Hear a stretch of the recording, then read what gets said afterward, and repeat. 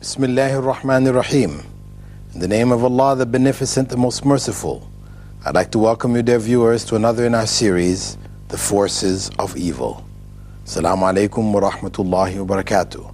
May Allah's peace and blessings be on each and every one of you. This program, this episode, is a part of a series in which we're looking at how the satanic forces wage war against humans. We've looked at some of the major areas, the areas of doubts and the areas of beautification of desires and sins in our previous episodes. And in this segment, we'll be looking at the discouragement from righteousness. You know, how the satanic forces cause people who do believe in God, do want to do the right thing, but their worship is deviated or sent astray by them being discouraged from doing certain righteous acts that they should do. Now, first and foremost, we find there is encouragement or an effort to get people to give up worship altogether. You know, the abandonment of worship. This is, of course, a major area in which the satanic forces has affected our world and can affect our world and continue to affect our world, where people abandon prayer for a variety of different reasons, whether it be because of calamities in their lives, which they can't seem to find explanations for, or it be because of laziness. You know, things, they get involved with other things and they feel lazy, you know, they stay up late at night or whatever, or so through laziness they may abandon the prayers, or it may be through being very attached to some other practices. You know, people get, for example, caught up in sports and things like this, and they end up abandoning prayers because of the sports, you know, because of their professions. Or it may be because of material things. People want to get, certain wealth, gather this wealth around them to buy a house and a car and look after family, etc. These type of things. Maybe in their job situation, there's no opportunity for prayer, and they don't want to try to tackle this problem. They wouldn't consider giving up this job and seeking another job. So they'll sacrifice their prayers in these kind of circumstances. Now, of course, these are very dangerous circumstances where a person abandons prayer and it becomes, after that, a way of life with him or her, that they no longer pray. This is a very dangerous state to enter into. Because once a person falls into that, really what they have done is they've broken their link with Allah. This is their spiritual link. This is the source by which their spirit is fed, primary source, the source of prayer. So once this link is broken, then they become exposed. You know, other areas of corruption can easily creep up on them. So it's a very, very important link. This is why it's the first pillar of practice in Islam. When a person declares their faith, the first thing that is required of them is to establish the prayer. So to get them to abandon prayers, this is the beginning of the end. It may begin with voluntary prayers that we do. And when a person gives those up, no longer does them, and all that remains is the compulsory prayers, eventually satanic forces try to work away and chip away at even this foundation. And this is why we have voluntary acts of worship around all of our compulsory acts of worship. Whether it be the daily prayers, or it would be the fasting in Ramadan, or it be the compulsory charity, or it be the pilgrimage. All of these primary acts of worship have along with them voluntary acts of worship which surround them, that we are encouraged to do to protect those primary acts. For example, in our daily prayers, you know, before the morning prayer, there are 2 units of voluntary prayers that are recommended. You know, and after our midday prayers, they're not only voluntary prayers before but also voluntary prayers after. And these are explained to serve as a means of protecting that compulsory prayer. On one hand, what it does is it prepares the person spiritually to go into the compulsory prayer, that we don't just stop whatever we're doing, we go straight into compulsory prayer, where our minds may still be caught up in whatever we're involved in, whether it's work, family related, or whatever. Our minds are still there, we enter the prayer, our minds are still outside of the prayer. So there are voluntary prayers there to help get us more focused on it. Also, when we come into the mosque, for example, it's required that we pray 2 units of prayer before we sit down. Person comes and sits in the mosque, somebody else comes and sits beside them, they're all friends, they start chatting about things which have no relationship to do with worshiping God, etc. Then the final call for prayer, the iqamah, is given. They get up to pray, and they're still thinking about their conversation. So what we're enjoined to do whenever we come in is to make 2 units of prayer before sitting down, to put ourselves in the correct frame of mind. And then after the compulsory prayer, there are also voluntary prayers which are encouraged to do, and these make up for deficiencies in our compulsory prayer. In fact, the Prophet, may God's peace and blessing be upon him, had informed us that when God asks us about the compulsory prayers, he'll ask the angels, about our record of compulsory prayers. After getting that information, then he'll ask about the voluntary prayers, and they will be used as a means to complete deficiencies which are in our compulsory acts of worship. This is a standard.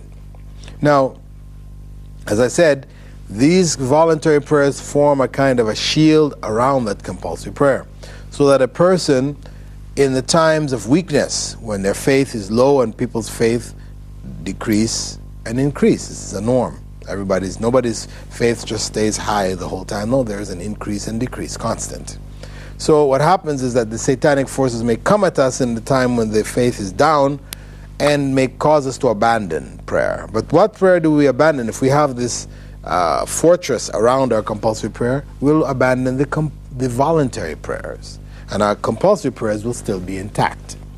But if we only are praying compulsory prayers and we leave out the voluntary prayers, then when we are attacked by these forces in times of weaknesses, then we end up abandoning the compulsory prayers themselves. So, satanic forces may come at us in a variety of different ways. The prayers are the primary area, the area which, if that link is broken, the person is already on the path to hell. Prophet Muhammad ﷺ had said the distinction between the believers and the disbelievers is salah, the 5 times daily prayer. Whoever abandons it has become a disbeliever. It is so critical, it is so important in the life of the Muslim that they establish their 5 times daily prayer. And that is on time, properly, in the proper format, proper concentration, etc. This is a key to success in both this life and the next. So the satanic forces try to attack that. And we talked about the ways in which doubts are created to make that prayer even more difficult for the individual, etc. But first and foremost, there is this discouragement from worship. It might even come where one sees non-Muslims successful, not praying, they're not involved in prayer, and they've achieved success. One starts to doubt, well, what's the value of this prayer? Satanic forces put these thoughts in their mind, or it may come from some friend around you, a so-called friend. What's the use of the prayers? It's not helping you out. You're not a successful businessman, etc., etc. Well, the bottom line is that prayer is not specifically to provide for the individual success in this life. It is for success in the next life. That one has the correct frame of mind to deal with the trials and calamities of this life, to patiently bear the difficulties, to find contentment in this life, and ultimately to achieve ultimate success in the next life. So, material success oftentimes doesn't have with it any contentment. People are very successful, they have all the riches in the world, but their lives, they're hollow. They have missing links there. And you find people with all this wealth, etc., get involved in all kinds of corruption. Some of them kill themselves. All these kind of things happen to them. Why? because material wealth really ultimately will not bring us true happiness. So the first area of discouragement from righteousness is the actual discouragement from the prayer itself. The second area is by encouraging the introduction of some innovation or bid'ah. This is one of the ways that the satanic forces operates. Because, as it has been said, whenever an innovation enters into the religion, one of its sunnah practices or practices of the Prophet, may God's peace and blessing be upon him, is removed. When an innovation comes in, a practice of the Prophet is lost. This is the relationship. It's like a cup. You pour water in it. It can only occupy so much space. The more you pour in of another substance, the less you have of what was originally in there.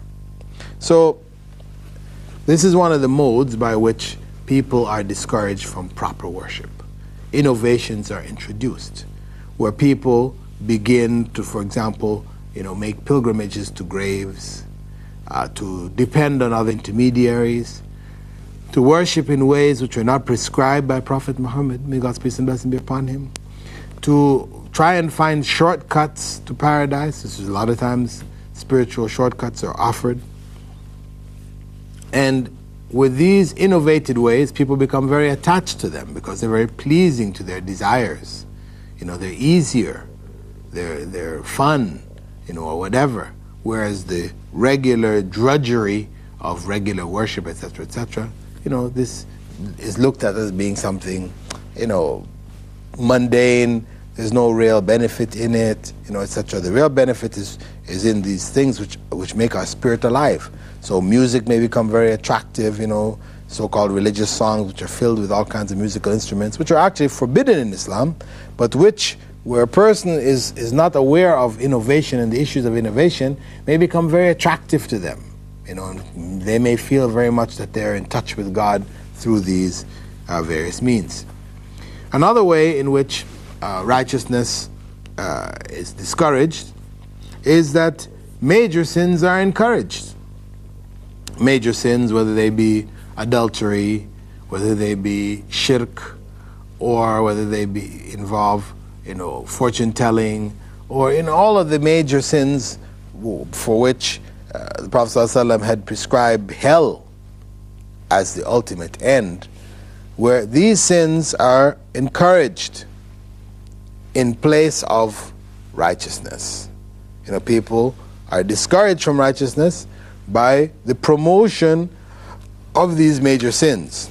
And of course, we spoke about that at length previously, how adultery and fornication, taking drugs, and all these kind of things have become very much attractive to us in the media pumping these things up. Everything that is sold with this heavy sexual overtones, a man and a woman, the woman attracted to the man attracted to the woman, in order to sell different products, etc. This is a means also of encouraging people towards adultery and fornication in the society. Products should be sold according to their merit. What does it have? How good is it? Etc. Not, with these visual images which give the impression that you'll get this or you'll get that of sexual favors if one takes these particular substances. If this fails, then the satanic forces will try to introduce minor sins. If the major sins can't be gotten at, or the individual can't be tricked into or drawn into these major sins, then they will be drawn into minor sins. Minor sins which we tend to look at as, it's not so bad, it's minor, etc. But the Prophet ﷺ warned us. He said, "Iyakum wa muhaqqarat al-dhunub." Beware of the minor sins which you consider to be insignificant. Right? The scorned sins. They're so small.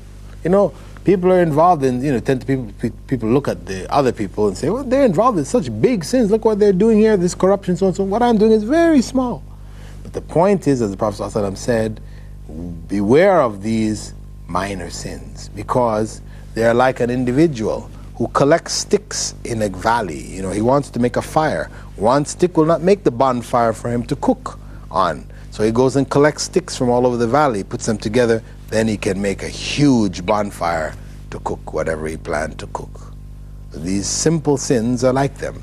What we consider to be insignificant may be very, very significant, in that it links up with other insignificant or minor sins of ours, and then becomes a major setback for ourselves, possibly even drawing us into hell. The other way in which people may be discouraged from righteousness is an issue of priorities, where if we cannot be drawn into minor sins or innovation or major sins, then it becomes one of promoting what is good over what is better. So we're encouraged to do things which they're good in and of themselves, but we're doing them in the wrong place and the wrong time. And in doing them, we end up abandoning some other righteous deed, which is very important. That where a person thinks they're doing good, but in the end, actually what they're doing is wrong, because the priorities have been turned upside down. So, for example, a person, it may be time for prayer, and they see an opportunity to do a charitable act. So the idea comes to them, well, let me go and finish off the charitable act, so and so and so, even though I may miss the prayer, because this charitable act is very good, people need this money, or they need so and so and so. So we have rationalized something to go and do this good thing. But on the other hand, what we've done is we've abandoned something which is even greater, something more obligatory on us. It's a dangerous way in which the satanic forces can cause us to abandon righteousness. Another way is also to put fear in our hearts and confusion, to discourage, for example, discourage charity, where Allah said in the Quran, الشيطان يعدكم الفقر ويأمركم بالفحشاء. Satan puts fear in your hearts of poverty and commands you to corruption. He puts fear in your heart of poverty, meaning that if you do a charitable act, you're going to have less. Your money is going to be less. Maybe you're going to need it next year or the year after. Maybe it's better not to give it. Different excuses are given to yourself to avoid doing this thing. Whereas, really what you should do, you have this thing what somebody needs, you should just go ahead and give it. Because the Prophet ﷺ said that charity does not decrease wealth. It may appear to. Externally, it appears to decrease. We had $100, we gave away 50, we now have 50. There's less. However, that 100 which we have been given becomes thousands of good deeds for us on the Day of Judgment. It's been increased in value. And the remaining wealth is also blessed. So charity does not decrease wealth. But satanic forces, when a person thinks to be charitable, will come to them and make all these other suggestions to discourage them from doing charitable deeds. So these that I've mentioned are among some of the many different ways in which the satanic forces discourage us from righteousness. Whether they get us to abandon prayers or to introduce innovations, to think that minor sins are not important, or to put things in the wrong priority, and also to create confusion and doubts amongst ourselves. With that, dear viewers, we'd like to thank you for being with us in this segment of our program, The Forces of Evil. I'm your host, Dr. Bilal Phillips. If you'd like to contact me for further suggestions or questions on this program, you can contact me at Sharjah Television, P.O. Box 111, Sharjah, UAE. Or you may contact me on the email at bilalphillips.com, bilalphilips.com. Assalamu alaikum wa rahmatullahi wa barakatuh.